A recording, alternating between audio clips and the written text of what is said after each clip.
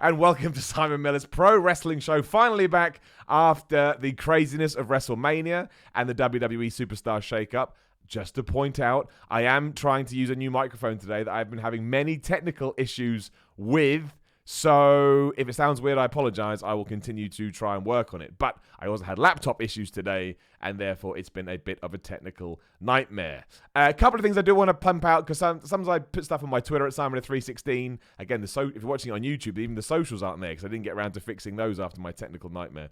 But a lot of people say, oh, Millie, you've got merchandise. Everyone's surprised. I do. So quick plug at the start of the podcast, because I know more people listen there. SimonMiller.BigCartel.com. I say tentatively, and then I think, is that right? I believe that's right. It is, yes, Simon.BigCartel.com. You can buy all my wrestling merchandise there, and the reason I'm pimping out my wrestling merchandise is because this Sunday, on Defiant Wrestling's YouTube channel, I'm laughing to myself because people on YouTube watching it live already know this, you can tune in to this week's episode of Loaded, and you can get a promo from me talking about what's next in my pro wrestling career. And all I will say is this, I wouldn't have released new merchandise if I wasn't about to make a comeback. We are going to talk about all of that on next week's show, because I know nobody likes spoilers. What else was I going to talk about? Yes, the reason we didn't go live last week is because I was at WrestleMania, and the reason we're going live at a bizarre time on a Thursday is because, well, I may as well just tell you here. I'm having a really cool week, if I'm honest. A tiring week, but a cool week. Later on, I'm also going to be on Arsenal Nation. They're playing Napoli later. So if you want to tune into that, I'm heading to the Emirates, and I'm going to be doing their pre, mid, and post show, which is cool, right? I'm a lucky boy. But let's finally talk about some wrestling. I didn't know what to call this week's show. If you were eager beager, you would have seen at one point it was called "Why Was the WWE Shakeup So Dull?" And I do want to get onto that. I do want to touch into it. But then, as always, good old Wrestling Observer, they dropped some news about the whole Sasha Banks stuff, and I just thought it was an interesting topic. And what I should really do is I should get it up so I can read it to you exactly as what it said, and we can debate that, because something funny. I would say something funny seems to be going on in WWE, but I was just surprised that, I'll just read it to you. I've got it up now. So this is from the Wrestling Observer newsletter. If you like this stuff, you should subscribe. You can do that at, I think it's f4wonline.com. Regarding Sasha Banks, it should be noted that the decision to put the women's tag team titles on the Iconics was not a last-minute one, and many people knew about it in the company. However, Banks and Bayley weren't told until the day of the show. They were also told at the time the company was going to drop them as a tag team. I don't know if they were told about being put on different brands, because WWE keeps that stuff secret from talent, but they were aware they weren't going to be a team no longer. Now, this upset both of them, because you will have seen the promos that they had done on Raw, Smackdown, and down in NXT, saying they wanted a long women's tag team title run, and the Hug and Boss connection was here, yada, yada, yada. Neither of them took it well. Bayley was upset, whereas Sasha Banks, as we know, threw her toys out of the pram, or there's a division here. Some people think she was right to do it, and some people think she was wrong. We'll get to that too. And at the moment she's on hiatus from the company, trying to make up her mind about what she wants to do, because she wanted to quit, and WWE said, no, look, go away, think about it, and we can come back to this in a couple of weeks' time. The thing that surprised me is I don't know what WWE thought was going to happen. Now, I do agree, look, wrestling isn't real in terms of the story, right? It's a story. It's not actual competition when it comes to wins and losses. Somebody tells you what's going to happen. But I do find it crazy that they were allowed time to go out there on all three shows and say that they were going to be a dominant tag team, a tag team that defended those titles all over the place, that they were going to bring prestige to these new belts. And then they're only told on the day, oh, by the way, not only are you going to lose, but you're going to break up as a team.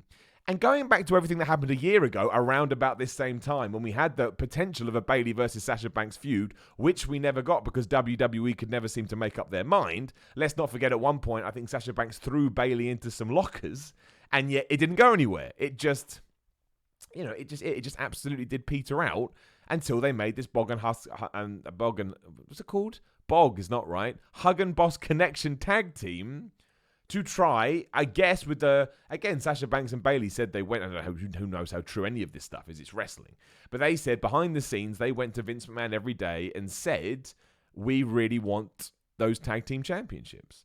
And until you introduce them, we are going to bug you about it every single day. to go through all of that and then not kind of been clued up as to what's going to... And look, it's WWE, man. It's their company. They can do whatever they want. Much like if you watch this on YouTube, the start of this podcast, I had a little rant and rave because I was tired. And sometimes that happens. You choose how to run your own operations, and no one should be able to tell you otherwise. With that said, I just don't think it's a very good way to treat your talent when you do have things like AEW and even New Japan these days. I think is quite an attractive proposition. And Ring of Honor too. I know Ring of Honor is quite... Again, another divisive thing at the moment. Are they doing well? Are they not doing well? Should they put more money into it? Is Sinclair actually invested? Was the Enzo and Cass thing good? But it was always going to piss someone off. Imagine you went to work, right? And you've been given promises. This happens all the time. Maybe it's for a promotion. And then on the day you think you're going to get that promotion, you're told, oh, you're not getting it. It depends on your character, right? It depends what other options you have to you. But there is every chance you are going to throw your own toys out the pram and go, I don't need to deal with this. And you'll go off to do something else. And again, we can criticize or support those people as ever we want. That's the beauty of free speech. You can say whatever you want, but there are going to be consequences for the things that you say. And as long as we all accept that, I think everything is good. Shout out to Catflap in the comments saying Bug and Hoss connection in AEW. It should be called the Bug and Hoss connection. But... I kind of get it. I kind of understand. I have no problem. I don't... Look, from me, a personal level, I try not to, apart from the start of this podcast, I try not to throw tantrums, and I try and always approach everything positively because I just think that's a good way to live your life.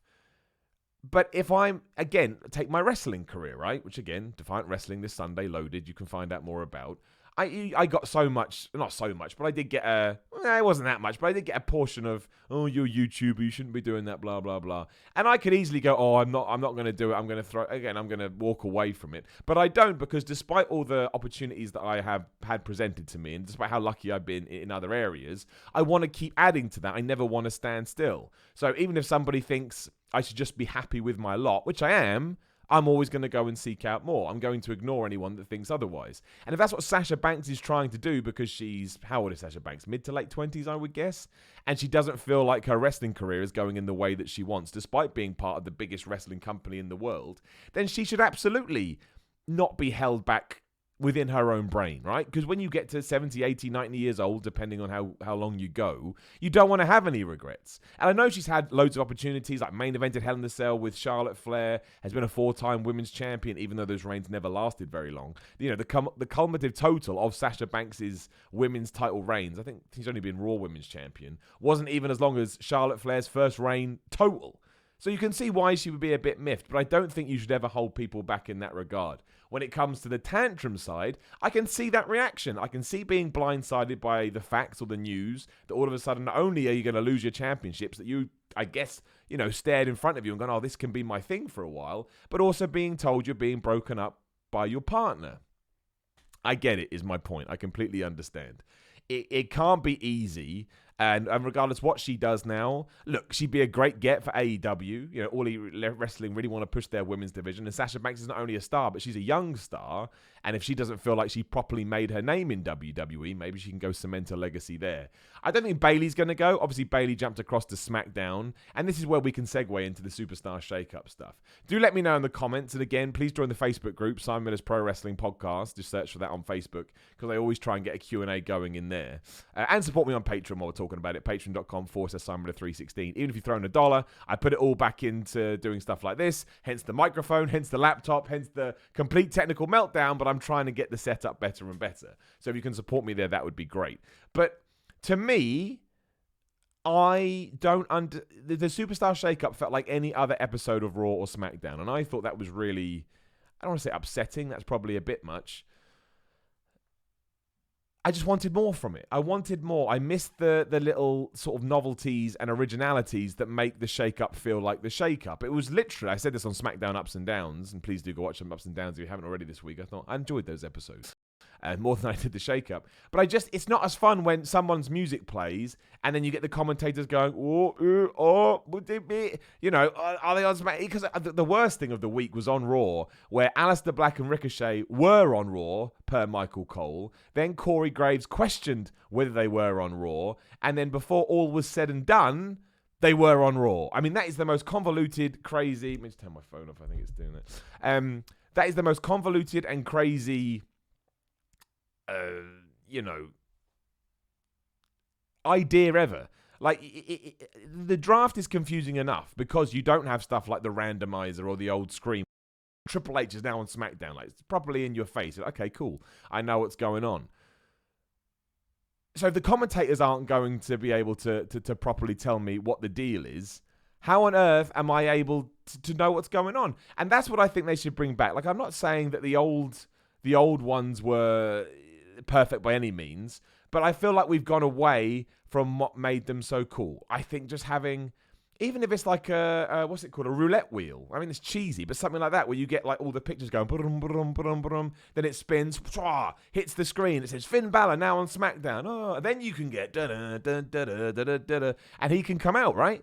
I think that's a much, much, much better way to do it. And it would make you excited about the draft shows because you think they're not going to feel like normal episodes of Raw and SmackDown. And really, aside from the crowds, because obviously last week's was in the post-WrestleMania thing, and this week's was in Montreal, there was nothing there that really made me think, oh, these feel special, these feel different. And that kind of doubly sucks, because usually I love the post-Mania shows, and they were still fun, they had some surprises.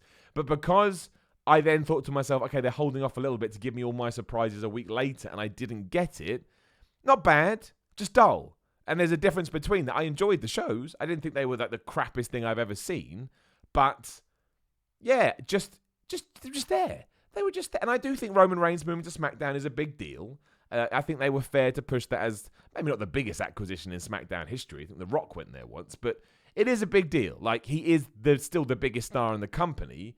And whether they're moving him across to prepare for the Fox move, or they just want to try something new, or separate him from Seth Rollins and really draw a line under the fact the Shield is dead, I think it was a right move. I think it was a big news. I think it was a newsworthy move. I like the tease with Elias. Elias being on SmackDown seems a bit weird. He felt like more of a Raw guy. What that means, I don't know. Finn Balor and Samoa Joe switching, because Samoa Joe is on Raw. He just couldn't come out to show it because he'd been sick this week. I think he had the flu. So all health thoughts to Samoa Joe.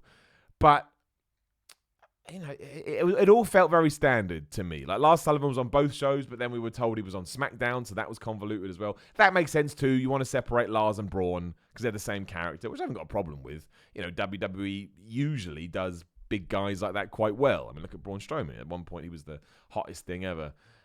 And AJ, I think so. Basically, AJ Styles and Roman Reigns switched as well, and I think that works because maybe at some point you can do an AJ Styles Seth Rollins program for the title. I think we'd all enjoy seeing that, even though it's face versus face. But you could maybe change one. I like the Usos being on Raw because I'm hoping now they're going to cement or double down on that tag team division. The Viking experience. I mean, we've talked about this all week. If you've been watching my What Culture stuff, it's not as bad as it was originally. And it is a terrible name. It isn't a get out jail free card, as many people on my Twitter told me. It's not at all. It's a terrible name. It's a terrible, terrible name. However, Twitter and the internet made it so funny that now I've warmed to it, and it is just a name. Again, I don't like the fact they changed their individual names. Was it Ivar and Eric, or Ivar and Eric? Because, again, that sounds like someone just Googled, give me some Viking names, and they were the two ones that popped up at the top of the list. And Michael Cole telling me that they're not pretending to be Vikings. These are real Vikings. I'm like, they're not real Vikings. If they're real Vikings, they're going to go around to other villages and pillage and kill children. That's what Vikings used to do. So they're not actual Vikings. And I much preferred what they did down NXT, surprise, surprise. But, if it's going to allow you to come up with a cool character, a cool gimmick, and give them something original and have a Viking aesthetic, great. Vikings are cool. Pirates are cool. Like, you want to be zombie, that could probably be all right. But when you tell me they're a Viking and they eat raw meat, I'm like, now you've taken it too far. But I don't mind the name. Again, I more care about the individual names. But the Big Show, that was crap. Like Finn Balor, when I first heard it, apparently Finn Balor picked that. And that does kind of tie in because there's Irish connotations, which is cool. But I mean, in terms of when you first hear it, you're like, like if you like Tyler Black, Seth Rollins, you may have raised an eyebrow. John Moxley, Dean Ambrose. Roman Reigns was Joe Lefatitos. No, wasn't that? I know his real name's Joanna Hawaii, but I think he had another name originally. Again, I can't remember if I said the Big Show, but the Big Show is the worst one, right? The Big Show doesn't make any sense. Hi, meet my friend, the Big Show. You're like, excuse me? But we get used to these things. Like the Universal title. A lot of people still don't like the way the Universal title looks, but we don't react like we once did because you settle into it. I think the key is how they are used. Because they're a great tag team. They're ahead of the curve. I think so. I think they bring something real cool and real unique to that division. And as long as they don't get jobbed out and as long as they're treated seriously, call them whatever hell. You call them ass clowns, ass hats, the ass twins. I don't care. As long as I can get past that and enjoy the real worry I have is what happens in NXT. Because they are the NXT Tag Team Champions. So they can't leave. Maybe they'll pull double duty for a while. But they can't leave until they've done another set of live tapings. Because I don't think they, finish that story on the ones they've already taped. So if I tune in, are they the War Raiders? Or are they the Viking Experience? Are they Hanson and Rowe? Or are they Ivar and Eric? That's when I start being like, WWE and NXT feel so disconnected now. What are we doing? Like that would be a problem because that's ultimately the problem with NXT and WWE at the moment. These people get moved. And that's why I understand people are pissed off. Again, we did a wide video about this. Please go watch it on What Culture right now. But if you really invested in NXT and you love the War Raiders and you're excited to see them be put on Raw and SmackDown, and then they do, and all this time that you've invested into them being the War Raiders and Hanson and Rowe, and now they're the Viking Experience, yeah, you are going to be a bit like, well, what was the point? How does that tie in? Where is the progression? I understand you have to introduce them to a new audience. Of course you do, because Raw and SmackDown have bigger audiences than NXT. NXT is still a niche, while a very good niche it is. But why aren't we using these clips from NXT? Because not only that is going to promote the people that we've got, but it's also going to tell more people about NXT. Like, why didn't they have their NXT Tag Team Championships? Any fan, even if you've been watching for a few months, can go, oh, they've got gold around their waist. I think I'm meant to take them more seriously. But not like Kevin Owens, right? When Kevin Owens walked out as the prize fighter and he wanted to take down John Cena, who was like the biggest dog in the yard, but he was also NXT champion, he felt cool, right? He felt badass. Oh, man, this guy's just going around, pow, pow, pow, taking people out. So I don't know why we're so adverse to supporting and showing love to NXT, but we are, and that ties into EC3, right? On Raw this week, EC3 just got eaten alive by Braun Strowman, almost literally. He almost literally ate him alive. And the strange thing for me was that the announcers were all ribbing on EC3. What did EC3 do? Does he have pictures of someone? Did he say the wrong thing? I have no idea. So that whole thing is strange. He's still on Raw, by the way. I thought that was going to insinuate that he got traded to SmackDown. But nope, he's still on Raw, so I'll have to see what goes down with that. Obviously, Lacey Evans is feuding with Becky Lynch, and over on SmackDown, she is feuding with... Oh, we don't know. There was just like a big schmoz. Let me know what you think about Becky Lynch. I mean, because I had to reset everything up, I don't know if Super Chat has been enabled. I hope that it has. If you do a Super Chat, I'll obviously make sure to shout your comment out because any support, you'll get it. But just in general, let me know what you think about Becky Lynch at the moment. My two things are this. Still great. This is me playing devil's advocate a little bit. Glad she's got both belts. Interesting that we're now allowed to say belt on WWE TV anymore. The rumor had always been that Vince McMahon doesn't like belts. But I feel like she's being a bit too Conor McGregor. I don't know what I mean by that, but that's the kind of vibe that I'm getting. Could be wrong. Could be absolutely wrong, but that's kind of how I feel about it. And there's... I don't know. I think I don't know if we've lost some momentum or we've lost some edge, or now that we've got to where we wanted to be, that the plan wasn't as good as it should have been. I don't know, but I'm not as excited about everything that's going on. I do like the fact they're putting Lacey Evans in this position, which I know is the most controversial thing a man can say on the internet in 2019 when talking about wrestling. But look, if we are going to push her, let's give her an opportunity. I thought her match with Natalya was fine. It wasn't the best thing I'd ever seen, but, I don't like being overcritical of that because wrestling is hard. Quick note, as I just saw Wacky78618 say, Simon, when are you going to be back in the ring? Bro, Defiant Wrestling, Sunday night, Defiant Wrestling's YouTube channel. Watch Loaded. Goes up 8 p.m. BST. There's a promo from me in there, and you'll learn everything about what's going on next with my wrestling journey. Journey Phase 2. Yeah, but look, let's see what Lacey Evans does. Let's see what she does. If she sucks, then we know. But they pushed her gimmick. They kind of paid off her. Walked down the aisle, turned around, walked up, blah, blah, blah, all that nonsense. I'm happy for somebody new to get an opportunity. And then we'll have to see. I mean, on SmackDown, we just got all the women and threw them into a big match. I can't even remember what happened now. How bad is that? Oh, Kairi Sane and Asuka were made a tag team. That was weird the way Paige announced that. Paige was all like, a new tag team. First off, Asuka. It's like, she's not new. We've seen her for years. I like that Kairi Sane's up. Kairi Sane got the win. And she got the win over Peyton Royce. So technically that tag team got a win over the tag team champion. So you'd imagine they become the number one contenders. And that was cool. Like Kairi Sane is great. And she's a pirate. And as I was always say, you can't be mad at a pirate. It's just true. It's the stupidest wrestling thing ever. And I like stupid wrestling stuff. Could be why a little bit maybe I like the Viking experience too. It's just so dumb. The Viking experience. The Viking experience. Other than that, I mean, Liv Morgan moved to SmackDown, I believe, so the Riot Squad's broken up. Is that really a big deal? I don't mean that in a horrible way, but they've never, the last 2 weeks I've seen them getting beaten up by Becky Lynch on Raw. She beat all of them, essentially. And then they lost to Ronda Rousey, all of them, pretty much a few weeks before that. It's probably best that we... The thing with the Superstar Shake-Up is it should give a new lease of life to people, which is why I like the Cedric Alexander's on Raw. I like the Buddy Murphy's on SmackDown. I think they're two awesome moves. I think they can absolutely copy, wrong word really, but copy what Mustafa Ali has done. He's really stood out. And if we want to start using 205 Live as a place to get guys more experience and the cream of the crop rise onto Raw and SmackDown, so it's almost like a faux NXT, I'm all good with that. They have so many guys at the moment, WWE. Just get them on TV as much as possible. And that's the same with Sanity, right? We should talk about that. Eric Young got moved across to Raw. The rumor is now that Alexander Wolf may be going back down to NXT, hence why in the post he said hashtag goodbye WWE. What Killian Dane is doing, I don't know. All three certainly seemed a bit upset that Sanity was breaking up. It's not the most surprising thing ever. I think you could probably put Sanity as the worst NXT call-up we've had so far. And that wasn't their fault. They just were never given an opportunity. So, let's see what happens. I'd like Eric Young to get somewhat of a run on the main roster. I think just from tenure, right? He had a good TNA run. He always seemed quite flexible and like he could apply himself to any storyline you gave. So it'd be good to see how he gets on. Other things we should talk about, obviously, people that have asked for their release, because not only Ty Dillinger did it like a month ago.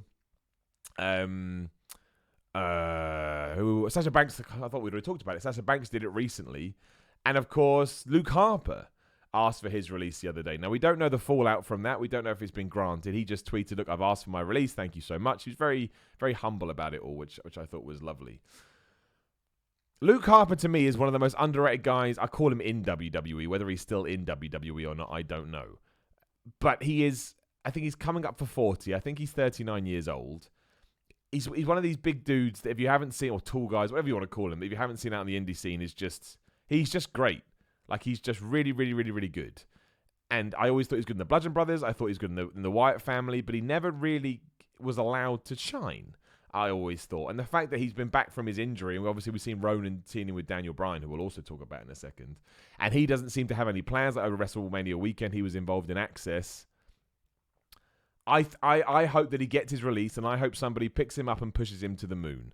Because, again, if you've never seen Luke Harper at his best, you haven't seen Luke Harper, right? He's just good. He's got something to him, so I hope we get to see that soon. It does suck.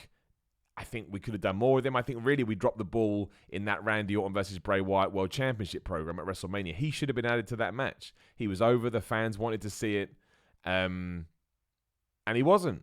And that was the match as well, when we had like overhead projectors and all that nonsense. And sperm on the aisleway when Randy Orton was coming out. So that was a shame. We'll see. Also, shout out to Say Uncle as well, who did put some money in the Super Chat to say, sorry, Simon, you're forgiven, Say Uncle. You just got me at a bad time when I'm trying to get 1,000 things to work and things weren't working and I don't understand why. Like I say, very nicely supporting me in the Super Chat. It didn't come up on the screen and I don't know why, because I thought I'd fix that. Obviously, once we're done here, I have to go in and sort it out. But the cool thing I would say, but the interesting thing about Luke Harper is it's now a trend. Anyone that tells me that AEW hasn't changed things, I'll just go, well, I don't think that's true. I don't think Sasha Banks would have had the moxie to do what she did without the swell of interest that AEW's created. I don't think Dean Ambrose would be leaving. I don't think Ty Dillinger would have left. I don't think Dean Ambrose would have left. I think this all ties in, and that's why the competition, obviously, that can die, AEW, quite quickly. We need to see what they're going to do on TV and how their live events go long-term and their merchandise. But in terms of where we are right now on April the 18th, 2019, they've done it. They're competition. Because, WWE performers now feel like they can leave. They're not worried. They're not scared. They feel like there's a viable alternative. And WWE doesn't want that. WWE wants to lock everybody down, which is why they've got so many guys that we go to ourselves, well, why are we not doing anything with them? Because they just want them under contract. They don't want them to go anywhere else. That's why they've got NXT UK and 205 Live and NXT and Raw and Smackdown and I'm sure loads of other programs, Superstars and Main Event, because they just want all the people under one roof and then they can control it, which is cool, man. That's what businesses do. And it's up to individual performers to decide if they like that or not. But they are 4 big names to me. I think if you look at the scope of what they have achieved. Dean Ambrose, absolutely. Luke Harper to me, absolutely. Sasha Banks, absolutely. Ty Dillinger, maybe less so, but he still had his moments. All now feel confident enough to leave WWE to try and forge a new path. And I don't think that's a coincidence, especially with the timing. But shout out to Luke Harper. Go check out, what the hell was his name on the indies? I can't remember now. Is it Brody King? No, Brody King's the guy that's actually wrestling now. I don't remember what it was. But yeah, go check him out. There's a match between Jon Moxley, Dean Ambrose, and whatever Luke Harper was called. And it is just excellent. I mean, you won't believe it. It's hardcore to the extreme. But again, I think I'm intrigued to see what happens with AEW from this point out. Quick shout out about Daniel Bryan as well. As you will have noticed, Daniel Bryan hasn't been on TV for the last couple of weeks. And apparently it's because he's injured. Now, it's one of those injuries where nobody's talking about it. And the last thing we saw at WrestleMania, one of the last things we saw at WrestleMania 35, where Daniel Bryan, Brody Lee, thank you, left bank, that was his name. That's why I thought Brody King, right? I knew it was Brody something. Keith Lee's brother. But yeah, one of the last things we saw was Kofi Kingston stomping on Daniel Bryan's head because that was Daniel Bryan's move he was doing to everybody else. In hindsight, that may not have been the best thing to do, given that Daniel Bryan once had to retire due to suffering from concussions and things like that. I don't know what it is. It could be anything, right? I get a bit worried when it comes to Daniel Bryan, and I've said this before, because I know what we all do, because we know what he went through, and because he seems like such a nice guy, even when he is playing an awesome heel, I get a bit like, please don't have injured Daniel Bryan. I don't think I can go through it again. Could you go through it again? Daniel Bryan coming out on TV and retiring, especially because it's not like a wrestling retirement. You know it's genuine. You know something that's gone wrong. So I really hope he's all right. But look, he hasn't been on TV. No one from WWE is talking about it. I understand that anything that comes out as news in wrestling is mostly speculation, and we have to take it with a pinch of salt. But sometimes I get a gut feeling, and I did think you would have seen Daniel Bryan by now, because Kofi Kingston hasn't really entered into another feud, you presume, because he was meant to have another match with Daniel Bryan. Although Seth Rollins hasn't either. Maybe we just needed to get through the draft. But I hope he's all right, because if nothing else, I want to see a face Roman Reigns against a heel Daniel Bryan. I think that'd be a great feud. I think that would be really good after he's done with Kofi Kingston. But we will see. Oh, wait, Jay Real in the super chat. Always appreciate it. You get a hand on the heart. Apparently on NXT last night, they said the Viking Experience. That's bad. You can't defend that. You can't. That's like watching a movie and halfway through, the guy called Jack Box is all of a sudden called Steve Table. You're like, well, no, you can't. You can't bend your own rules. Should we talk about the Bray Wyatt puppet in a box thing as well? I don't think we've talked about that in length on here. Well, we won't talk about it in length. We don't even know if it is Bray Wyatt. We all assume it's Bray Wyatt. It may not be Bray Wyatt. It could be anybody. Still worrying, though, isn't it? If that's how they're going to bring him back. Well, actually, it's kind of a tale of two halves. I know it's meant to be a buzzard. Everyone goes, meant to be a buzzard. I know, because follow the buzzards. And he's wearing Bray Wyatt's shirt around his neck. But it looks like a velociraptor. It just does to me. And why is the velociraptor coughing? That's not cool. So the velociraptor unleashed his own smoke and now he's coughing on it. That isn't intimidating. But the one with the dolls, that genuinely does freak me out, to the point every time I talk about it, I get goosebumps. But that pertains to me and my dislikes, because dolls really freak me the F out. Do not like dolls at all, in any sense. They're awful. So that one worked. But what is Bojo? What is Bray Wyatt coming back as? Is he coming back as a puppeteer? Is he going to have a raptor on one hand and a doll? Because they may do it. Don't forget, he dressed up in drag once as Sister Abigail. So this isn't a protected character. They are happy to experiment with Bray Wyatt. So we will see. But let me know. 2 things that I want you to do. Let me know in the comments what you think about Bray Wyatt's puppet, whatever. And also, I never say this, and I should. If you haven't subscribed to my channel and you're on here right now, just smash subscribe. I'd really appreciate it. When I wake up and that number goes up, I'm happy. Pokemon Fanatics is like Annabelle for me. You know what? Exactly. I watched Annabelle. That freaked me out. Right, I'm just going to go check to make sure that no news or anything like that is broken. Also want to point out Sammy James's character. Sammy James, you can tell I'm tired. Sami Zayn's character, best character on the roster at the moment. I love it. I saw some people like, oh, why couldn't he just be a face in his hometown? He was a face, and then he was a massive heel. I loved it. I absolutely loved it. I thought it was just, it was awesome. It was so good. I can't wait to see what they do with this. I think there's a lot of truth in this gimmick, because there is a lot of hate on the internet, especially not from wrestling fans, but from anyone that's a fan of a niche. It's the same with movies, games, music too. So, and Sami Zayn is so good with it. I want to see what he's going to do. Doesn't really seem like there is much else going on. I may have forgotten something. Again, I had a whole plan that was that was thrown out the window when we started this. But let me just check one more site. Let me know what you think about Lars Sullivan as well. That seems to be dividing people. I thought it was fine. It's what I expect. Ratings are something we could probably touch upon, because there's nothing else. As I always say when I talk about ratings, I don't ever think we have to worry about them too much as fans, because what real difference does it make to us?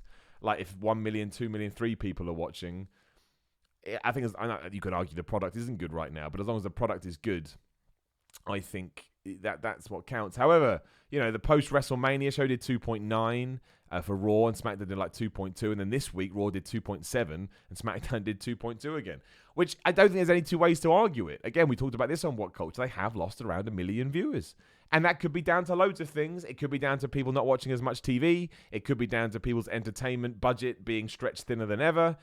But a factor is also that less people just want to watch wrestling. That's it. Game of Thrones did crazy numbers because people wanted to watch Game of Thrones. People will still watch your stuff if they want to watch your stuff. And I would agree. I still like wrestling, and I will like it till the day I die, because I decided a long time ago I'm just going to enjoy this for what it is. I complain and I moan about it, but I'm going to do it in a very ridiculous and fun way. But, what's been the most exciting thing to happen in the last couple of weeks? Undertaker coming out, that was cool, but it was a one and done. I think he's going to wrestle at the Saudi Arabia shows. Talking of the Undertaker as well, he signed a new deal with WWE, so all these Q&As he was going to do are now off. He's still going to do signings at like StarCast 2, but we're not going to get the mythical Undertaker Q&A we all wanted. I'm sure they'll do it on the WWE Network eventually. But yeah, like Roman Reigns moving was interesting. It didn't really go anywhere. It was just a thing to do on the Superstar Shake-Up. We don't have new feuds for Seth Rollins and Kofi Kingston. We just switched the IC and the US belt. I will tune in because, well, it's my job, but also because I want to tune in because I'm that guy. But what would you be tuning in for on Monday and Tuesday next week? There was no cliffhangers. There was no sort of ongoing storylines.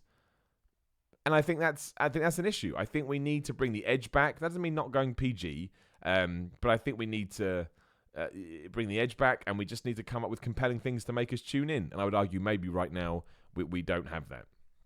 Just an idea. Right, let's answer some questions. I don't know how many I've got, but please do ask some in the comments. Again, I will absolutely answer ones from the super chat, and if we have time, I'll answer other ones that I can do as well. Start with my man Sean Daniels. Why was Sanity ruined? They had so much potential. I mean, I can't answer that. Why was Sanity brought up? Did Vince McMahon just not understand the gimmick?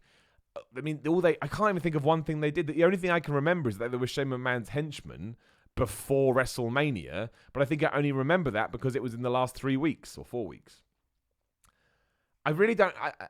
I think we just need to go back to this idea, and if we're not going to do it, don't execute on it. That if we're not going to have plans for these people for at least 6 months, just don't bring them up. That's why I like the fact that Ricochet and Aleister Black are a tag team, because they're protected. Otherwise, they could be EC3, but they're not, because they've been slotted into that tag team division, which hopefully WWE's rehabbing. So that's much better than the alternative. I don't mind the creak in Aleister Black's entrance. I've said this before. The Ricochet noise, the bullet, before the Ricochet entrance, not sure how I feel about that.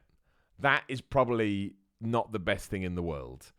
But it works both ways. It doesn't take away from the show, but it's also not going to get people to tune in. That's what I really don't get. Was that the conversation? If we had a Ricochet bullet to his entrance, more people will watch. I don't think that's the case at all. They do a lot of weird stuff. But hey, man, they're really successful, so what do I know? Oscar Piers, thank you, Simon, for this podcast today. You're very welcome. I'm on my last ever shift as a postman, so this will get me through. Well, I don't know if it's good or bad, but congratulations. I hope you have a cool new job lined up, Oscar. Let me know. 1, do you see Drew McIntyre being the one to dethrone Seth Rollins at SummerSlam? And 2, who do you see winning their respective Money in the Bank briefcases this time round? I think we are going to go into a Seth Rollins versus Drew McIntyre feud. Whether or not he wins the title, I don't know.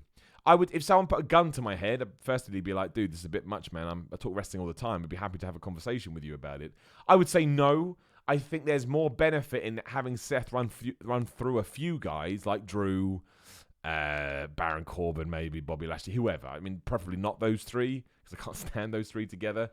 But I think there's more worth in going through a few and getting...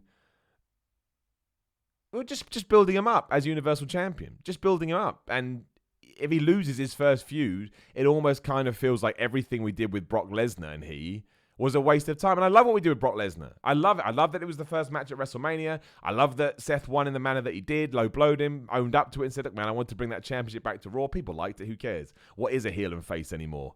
In WWE, as long as you like that person, I think that's about as far as it goes. And if he just loses Drew McIntyre at SummerSlam, which is only a few months away, I don't know. Again, I don't know if that benefits anyone. So I'll say no. Quick note as well that Lou King Sharp has kindly donated to the Super Chat. Thanks, Lou King, saying, how long will you dodge the King at Discovery Wrestling? I mean, a quick update. About a year ago, after I got injured, I was meant to go to Discovery Wrestling. And after I'd been there, I wanted to kick his ass. And now I think he knows that I'm coming back. So now he's invading my podcast. Look, Lou King, just thanks for caring about me, man. I think I forgot you existed. And now you're back. I'll come up there, dude. I'll come back. I came up once, I'll come again. Last time I came, I didn't have an arm. Now I've got two. Coming in my podcast. What was your other question, Oscar? Who do you see winning their responsive Money in the Bank briefcases this time around? That is a great... I mean, the thing is, Lars Sullivan is going to be in the men's match, right? And much like Braun Strowman last year, or whenever the hell it was, I'm not doing that thing where I go, oh, no, they won't do that. They will do that. That's the most WWE thing ever. Give the big guy the briefcase and scare the crap out of everybody else. So, I would say Lars Sullivan. In terms of the women's, I don't know, because it's difficult. Does Charlotte win it? Because she can then tease Becky Lynch about starting that feud. Is that too early? Is the Kairi Sane team an actual team? I mean, we like to think it is, but it's WWE. Things change all the time. Do they give it to Sasha Banks to appease her and make sure she comes back? Does Emma Moon win it? It seems a bit, yeah. That's a great question. In the comments, who is going to win? I'm more interested in the women's Money in the Bank. Who is going to win the women's Money in the Bank? Christian Brown. Before I get into anything wrestling related, just out of curiosity, is this a preview of this type of stuff we can expect on your new show? Also, thank you for being you. That's very nice, Christian. Look, as that's come up, I am going to start doing a new live stream. It's meant to be this week. It's meant to be now. It's going to be next week. Maybe we'll do it Tuesday. I am starting a new live stream like this. It's just going to be called Why with Simon Miller. And the reason we're doing it is because I like doing this. I really enjoy the community. I love talking about wrestling. But sometimes people want me to talk about other things, be that movies, music, gym, whatever. So I'm just going to talk for around about the same amount of time, an hour, and we'll just talk about life. We can talk about whatever's going on. So what's the big news at the moment in the world? I don't even know because I'm tired. But yes, I'm going to start a new podcast live here on YouTube. There'll be an audio version too. It's going to be called Why with Simon Miller. It will be next week at some point. Keep an eye on my Twitter feed at SimonMiller316 for more. But it's like this. I love having these conversations with you. I thought, why the hell not do it? It's fun. It's good. Maybe. Who knows what it does? Christian, I've always been curious about people like yourself who cover what they love for a living. Is it hard to separate being a fan and doing your job? I was actually having this conversation yesterday. I mean, it's like anything. Everything is relative, right? That's the key.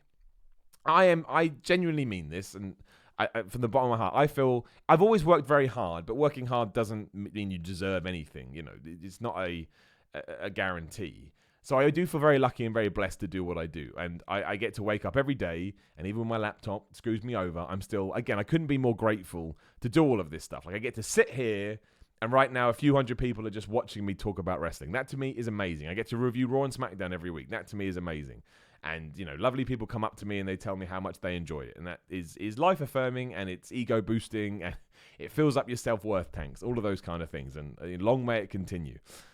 But it's still a job from time to time. It is still relative. So, you know, if you know that, again, while I enjoy doing it, if you know, well, I've got to get the SmackDown review done, and I've got to get this VO done, I've got to get this, you have to manage your time. And it does, but again, it's still something you want to do well at. It's still something you want to progress in. It's still something that you want to see success throughout.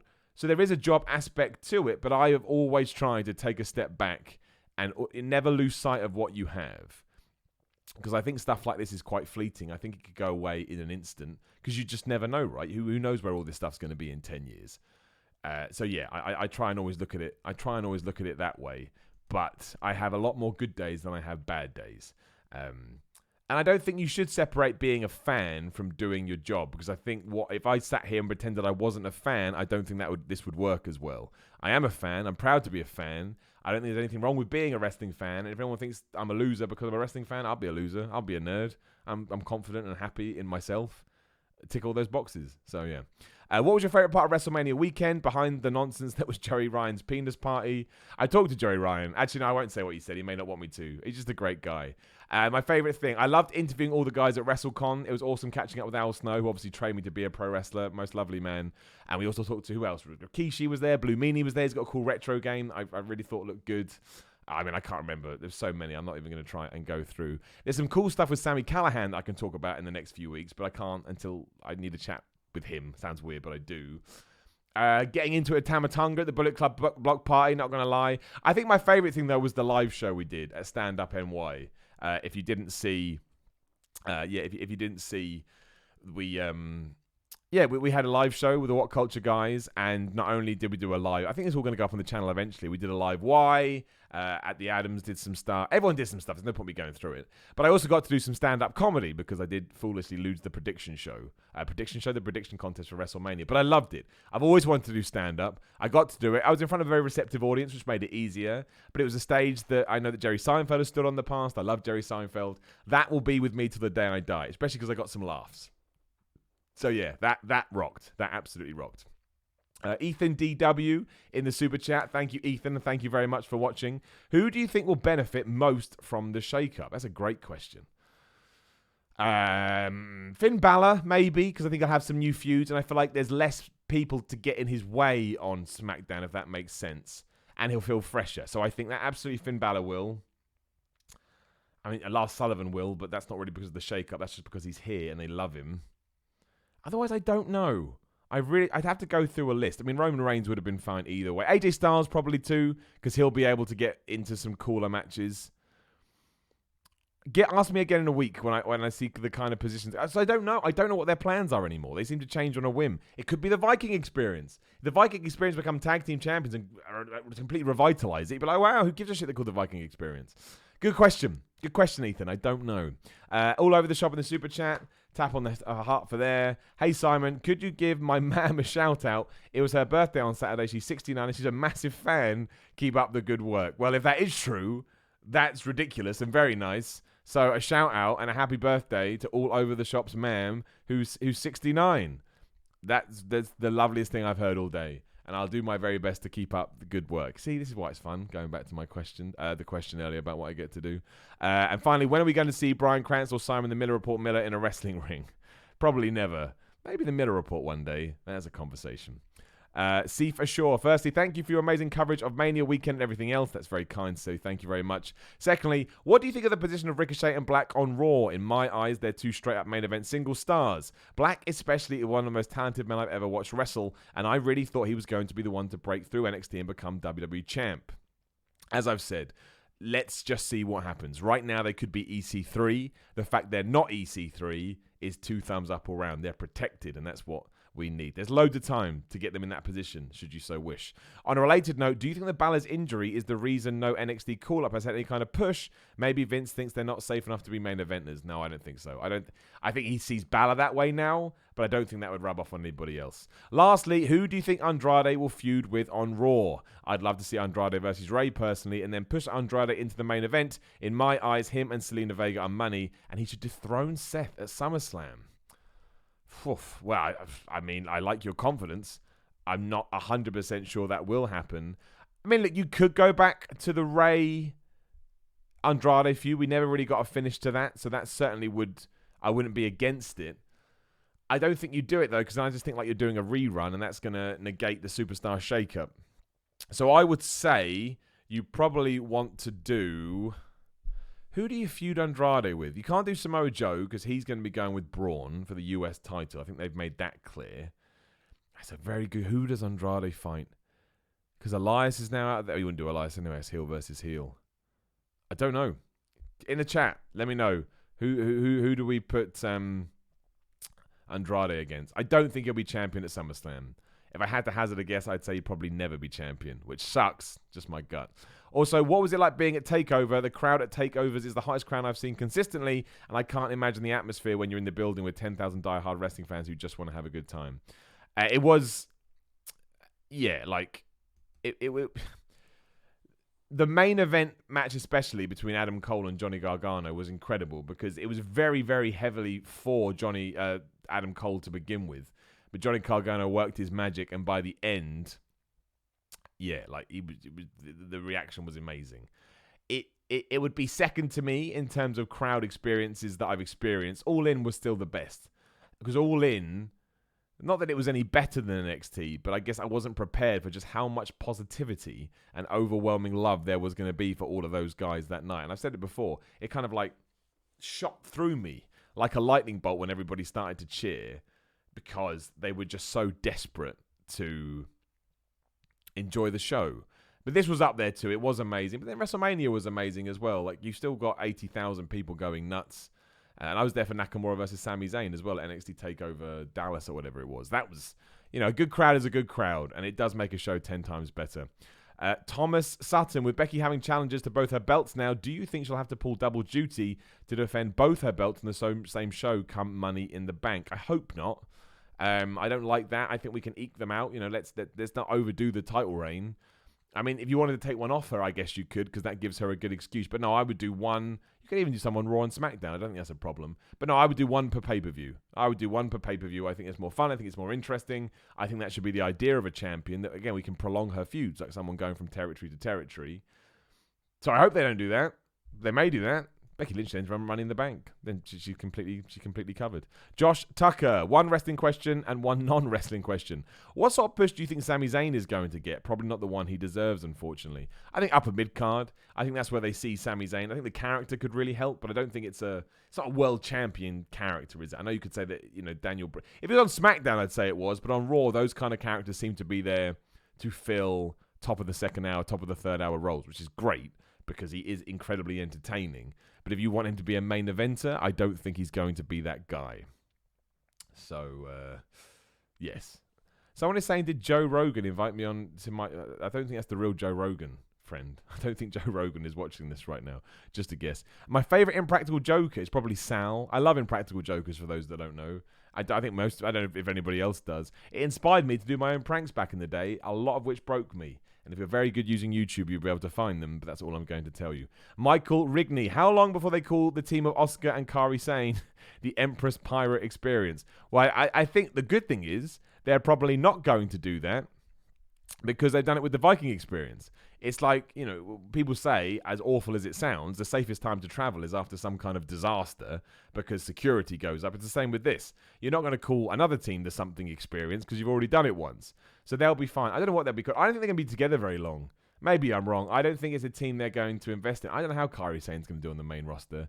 She should be pushed to the moon. She should be someone having a feud with Becky Lynch, as far as I'm concerned, even though, again, it doesn't really work in terms of personas. But it's going to be a very interesting time.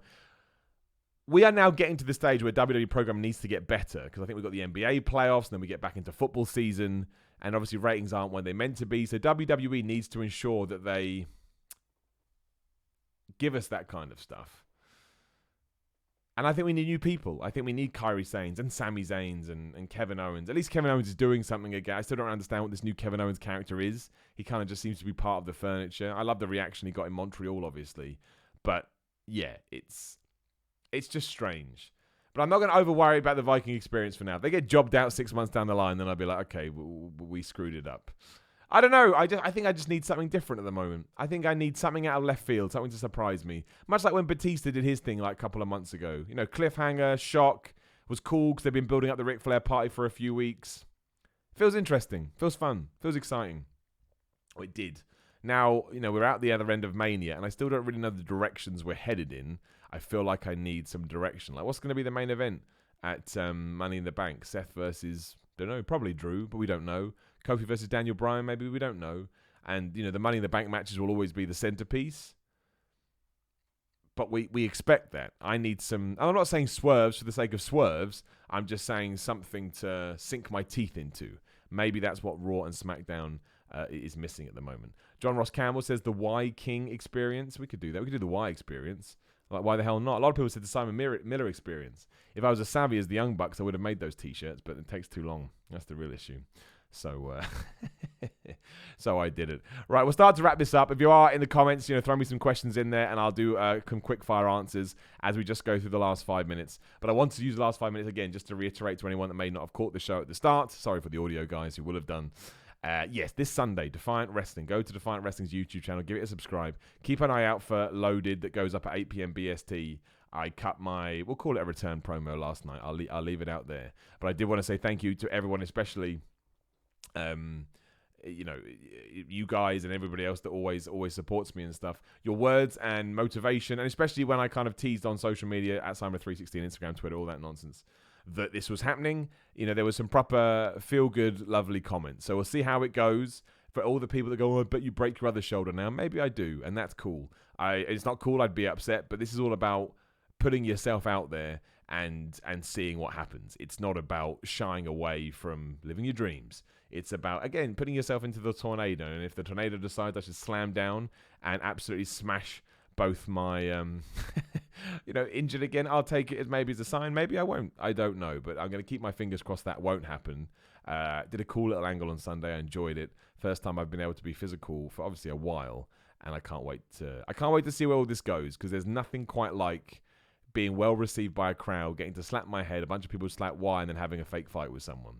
It's pretty damn cool, if I do say myself. But yes, thank you to everyone that listens and supports me, not over the podcast, not over on YouTube, but for the wrestling stuff too. It feels like a cool community, and I feel lucky. Juan Rio says, thoughts on Roman being pushed on Smackdown? I think it's great. We've got to build his character back up. He's away from Seth Rollins. That's the only thing that I thought was an issue, was that we don't want to derail Seth Rollins. We won't now. Dankish Rogue, Simon, can you do interviews with wrestlers? Like, can you bring CM Punk on your podcast? Not really a Punk, but we do. We did The Miz a couple of weeks ago. Oddly, those are the ones that do less views when I have an actual wrestler on. Like I say, we did The Miz, and not many. We did good numbers, but we didn't do as good numbers when it's just me ranting and raving. So I thought, give people what I want. A few people want me to go on the True Geordie podcast. I never say no to that. I think a lot of people that watch the True Geordie podcast, but who the hell is that guy? But yeah, I like the True Geordie. He's a good guy. Anthony Smurthwaite says, wait, is Money in the Bank next? Yes, it is. They moved it to June. From June or July, whenever it was, to May. I can't answer the reasons why. I don't know.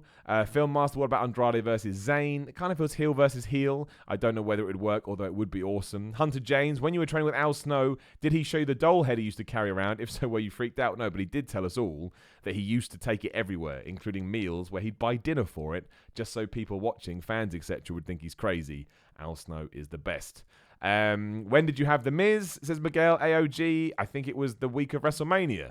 Again, make sure this is why you got to subscribe on iTunes, right? Or whatever podcast app you use. SoundCloud. The only thing it's not on is Spotify. Long story. I'm not going to get into it. Spotify are assholes. Yeah, go on the iTunes feed. Make sure you subscribe. Make sure you listen on SoundCloud. All those things. And there's a Miz interview about 2 weeks ago. I think it dropped on a Thursday. The Thursday before Mania. I'm 99% sure it dropped. And I mean, it was 2K related because 2K set it up. They wanted me to talk about the video game, which I did. But we still get into some cool things about his face turn, the Miz and Mrs., his new babies and stuff like that. So, yeah. WQW, what do you think of the Mixed Match Challenge? Pointless. Too much wrestling content as it is. I didn't really want to watch any more. Tech Specialist, what happened with Sasha? Go back to the start of the podcast and listen, my friend. And you can find out about it. Film Master, who should dethrone Kofi? Kevin Owens. Don't know how that would work, but I love Kevin Owens, so I can say whatever I want. We can throw it in. Miguel only uses YouTube and Spotify. Just type in Simon's Pro Wrestling Podcast and then SoundCloud, and you can just stream it on SoundCloud. It's around 20 minutes. You can smash it there. So it's nice and easy. You can do it through your browser. And we will do one more. Who is going to come up? Who am I going to find randomly? John Ross Campbell. Do you agree with swapping the mid belts again, Simon? Personally, I don't. Here's a problem, my friend. I don't care. And I don't mean that in a bad way. I mean that the WWE has made me not care. I've wanted the IC belt especially to be brought back to the prominence I remember it being when I was a kid. For so many years. And most people that win that belt, that's their first promo. I'm going to make this what it was when I was a kid. Mr. Perfect. Bret Hart. Blah, blah. And it never happens. And after a while, much like the treatment of Rusev, you think there's no point in me investing in this over and over again because the only person I'm wasting is mine. So I'm not going to. So I just don't mind. If they want to move Samoa Joe and Finn Balor around, does it really mean anything? Not really. They are just titles that exist on Raw and SmackDown, and one is a Raw title and one is a SmackDown title. I'd rather it wasn't like that, but because it is, I shrug my shoulders and we move on. On that note, I will say I bid you adieu. We'll be back next Wednesday, 1 p.m. BST, so make sure you're there. Please do subscribe. The more that number goes up, the happier I am. Instagram, Twitter, at SimonMiller316. YouTube, we're here right now, but the MillerReportRules.com/the Miller Report Rules. And, of course, Patreon.com/SimonMiller316. We may have had a tech breakdown earlier, but I wouldn't have this tech if it wasn't for the money there to try and make this the best podcast possible. Keep it on the YouTube channel for more content as we go this week. What Culture Wrestling, obviously, can find me up there. And yeah, brand new podcast next week called Why with Simon Miller. Please do tune in for that. Same format we've got now. You can listen to it on audio. I'll tweet out the links. And we'll be doing it live on YouTube. If you want to tweet me at Simon316 to let me know what time you'd like me to do it. I mean, I'll probably either do it a Tuesday or a Wednesday. You let me know what time is good for you, and that's when we'll do it. Because that's what it should be all about, and we'll talk everything. I think next week we'll probably talk about Avengers or some shit like that, because why the hell not? But thank you very much for watching. Sorry for all the nonsense at the start. I still love you all. These things happen, and yeah, we'll be back next Wednesday. Like I say, keep an eye out for it. I had to download some, crappy, stuff. I've made my own, but they're on my other computer, so I don't know what the hell's going to happen when I click this, but we'll find out. Either way, salute for you. I'll see you next week.